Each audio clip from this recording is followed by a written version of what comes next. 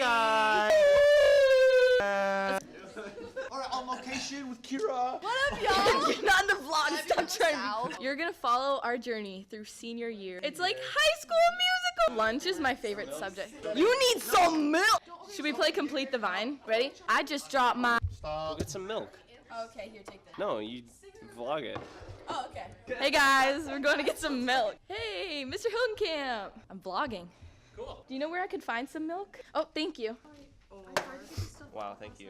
Appreciate it. 1738. That's enough vlog today. Smash that like button. Venmo me some money because I'm broke and we want coffee. Thanks, bye. How do you end this thing?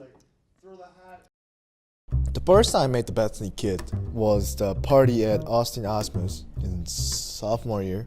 They had an open house party before the Bethany Academy started. There was 3 kids who were running around and yelling. Seth, Josh Kjer, and Ben Lechtenberg. I was at that time with Seth Peters. I was living with the Peters family. Seth told me like, those are your class. I was like, these kids are crazy. I'll get in trouble like in a second if I just like belong with these kids. After like an hour of that party, I realized I'm one of them. When I first met Kyra, I thought she was really shy. She was always really sweet and quiet, and like she hung out with like a lot of like the kind of like quieter people. And then I remember one time, I think we were either in the car or maybe at like Skateville. I remember Super Bass by Nicki Minaj came on, and she was like, guys, I can rap this entire thing. And she did it, and she rapped the entire thing word for word. And I was shocked. I was like, wow, like maybe this girl isn't as mellow as she gives off. Like, when I first met Mallory, I thought she was like a senior or something. When I shadowed, I was like, why is this like upperclassman in like an 8th grade class? My first impression of Matthew. He's such a hard person to nail down. He's so mellow, yet so many emotions on the inside. My first impression of Josh Feland, very interesting person. He's like a superstar. He's got a little swagger to him, you know? Like he's like a rock star. My first impression of Ben J was that he was kind of this really shy, unsuspecting sort of kid. He was just not the kind of person to rock the boat or do anything out of the ordinary. Now he's a bit different.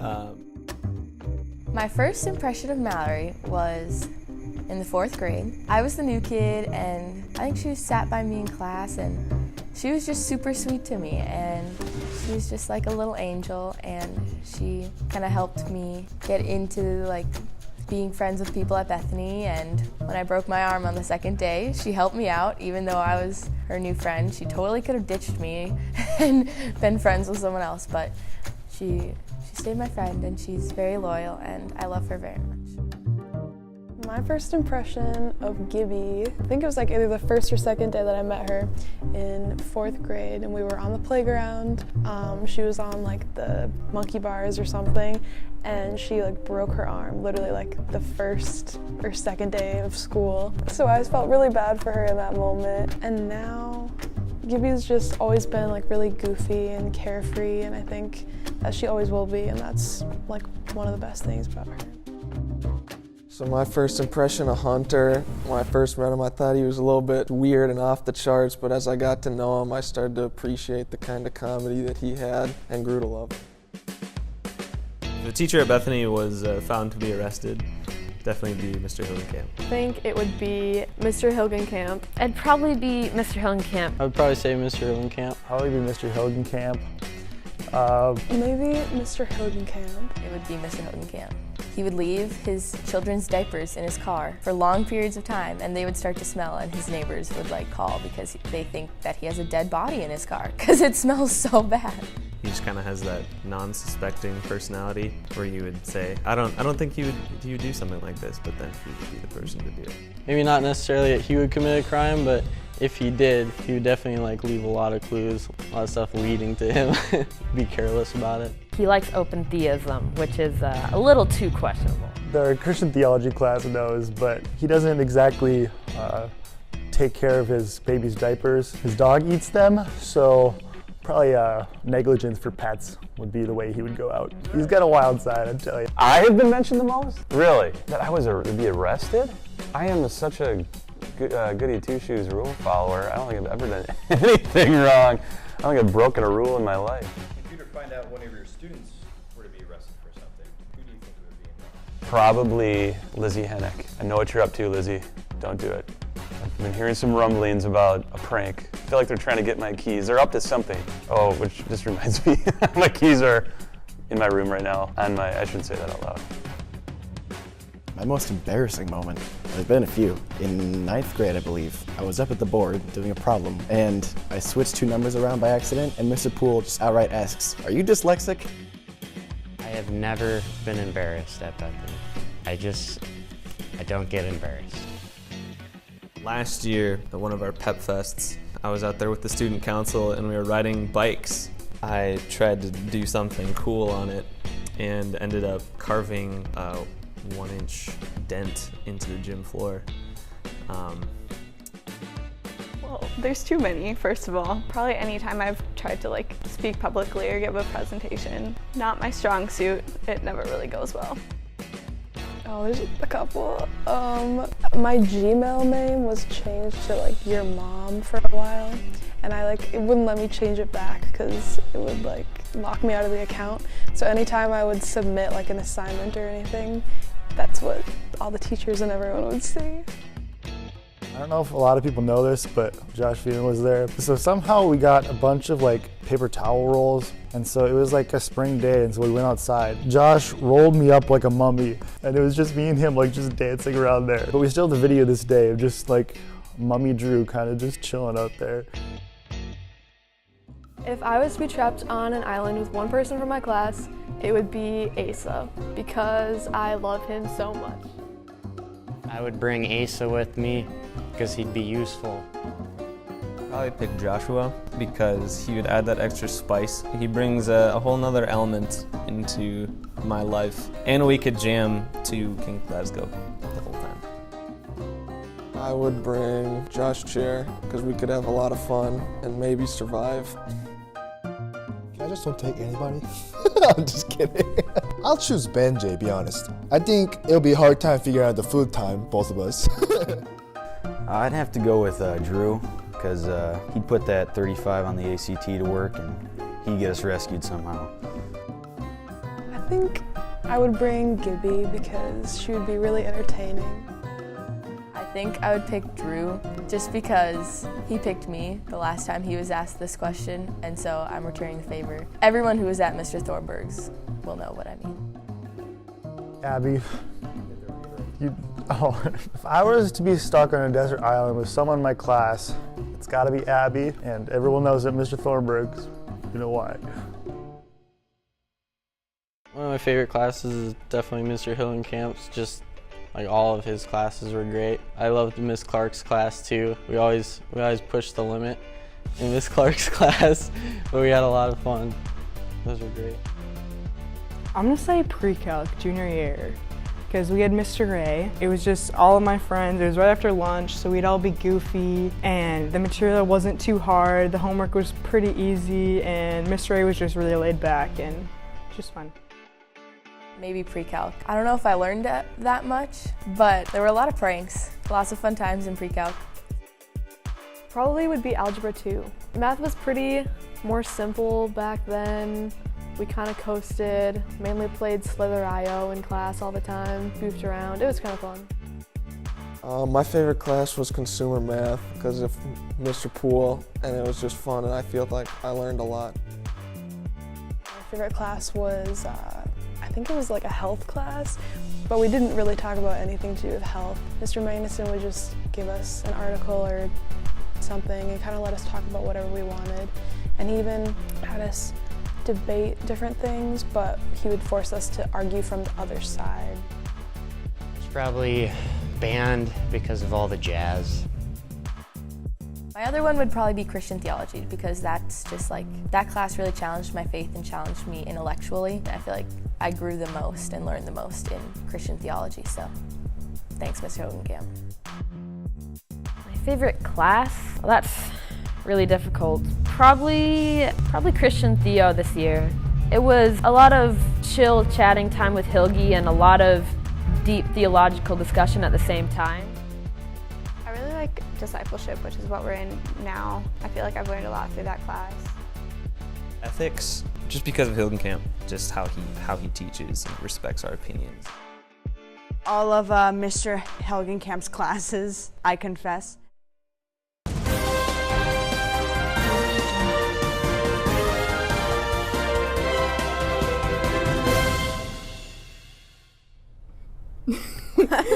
All right, so we have a few things we want to reveal.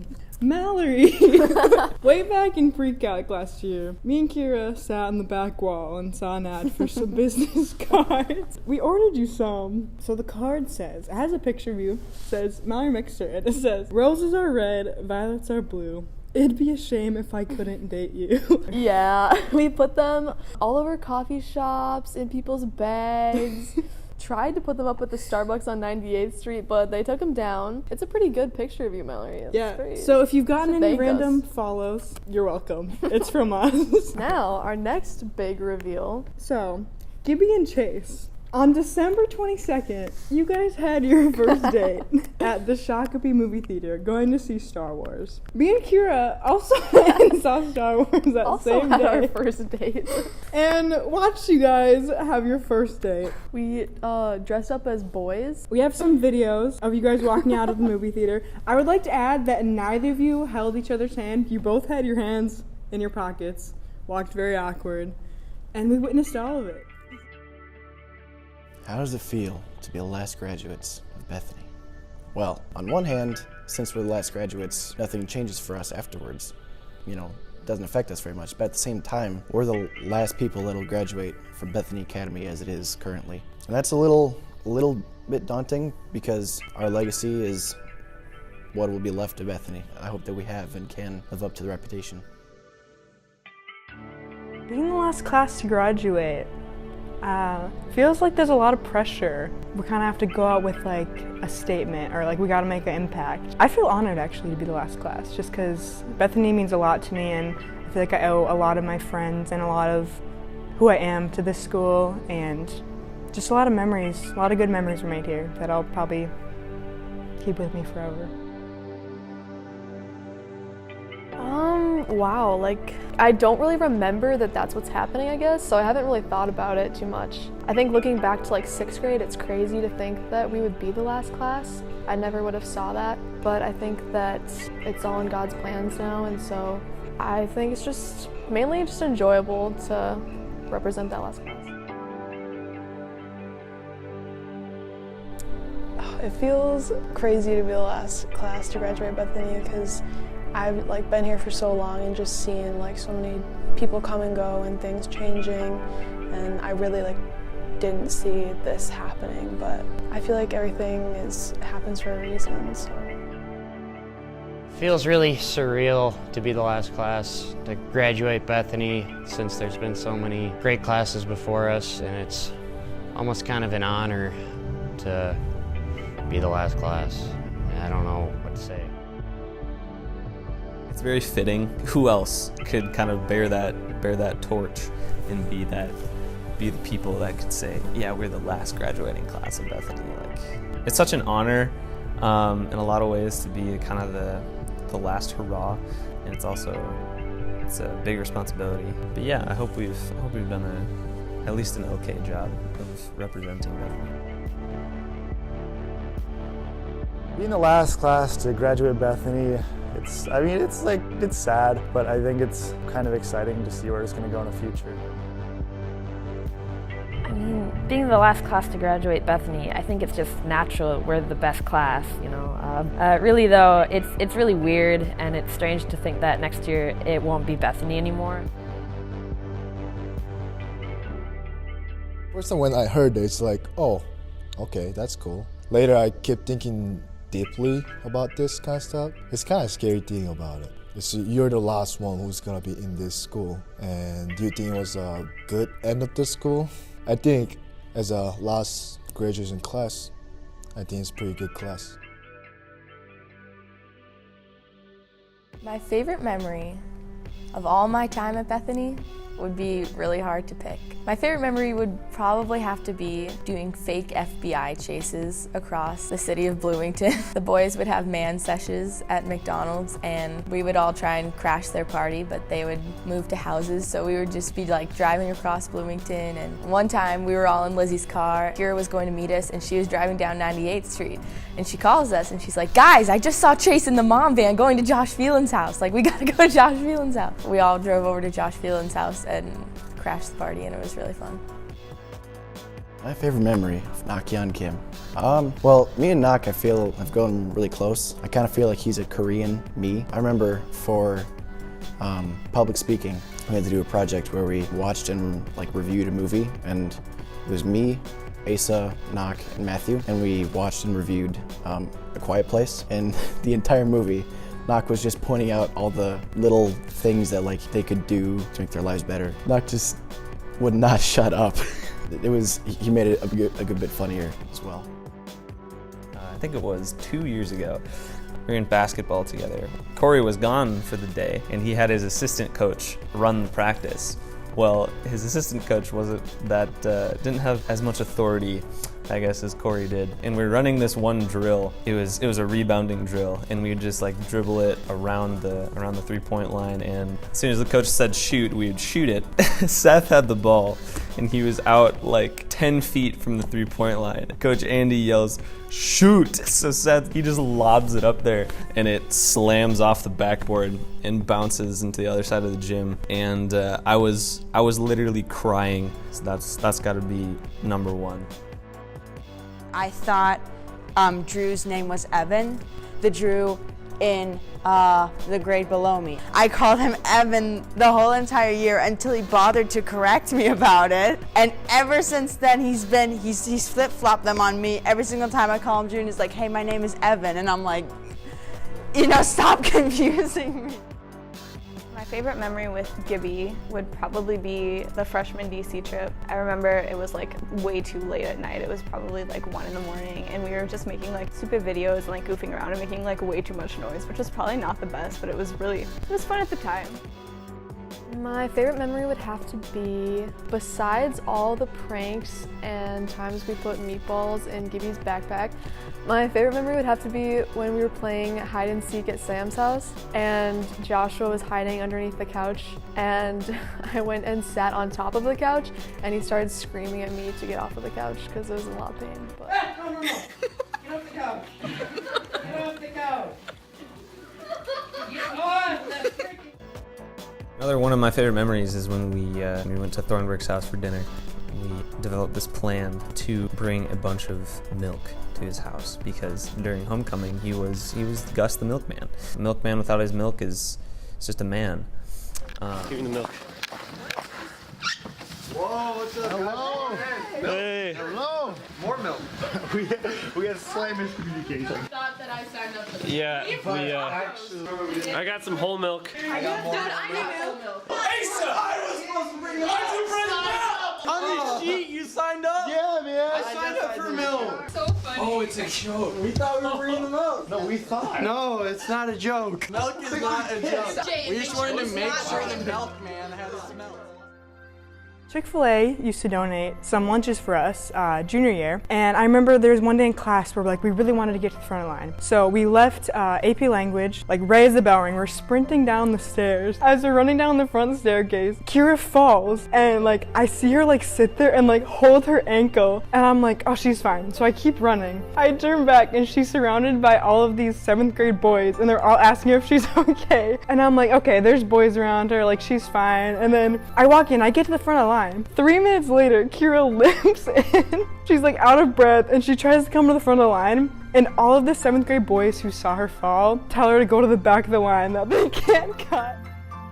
This past Friday of Spiritual Emphasis Week, after school, we all went to Mr. Peters' room. It was some seniors. Josh Feland had an acoustic guitar and we were just doing a bit of worship. That day was really moving. It was really cool.